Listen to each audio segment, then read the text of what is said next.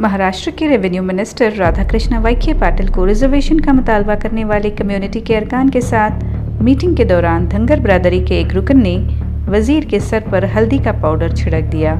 वजीर पाटिल के डेप्यूटीज ने इस शख्स को रोककर उस पर काबू पाया।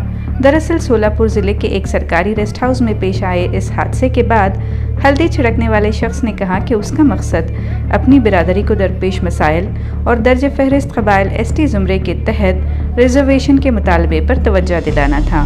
पाटिल ने कहा कि वो इस अमल को गलत नहीं समझते क्योंकि हल्दी का पाउडर मजहबी अहमियत रखता है, लिहाजा मुजाहिरीन के खिलाफ किसी कार्रवाई की दरख्वास्त नहीं की गई और ये सूरत हाल का बेसाख्ता रद्द-ए-अमल बताया गया।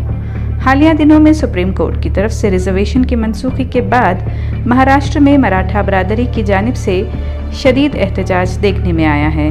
फिलहाल धंगर बिरादरी को महाराष्ट्र में विमुक्त जाति और नोमैडिक ट्राइब्स ज़ुमरे के तहत रिजर्वेशन हासिल है।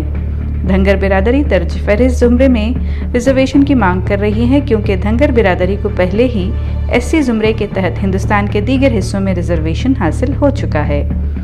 धंगर बिरादरी बुनियादी तौर पर मगरबी महाराष्ट्र और मराठवाड़ा के इलाकों में मौजूद है और रियासत की कुल आबादी का 9% से ज़ायद हिस्सा है।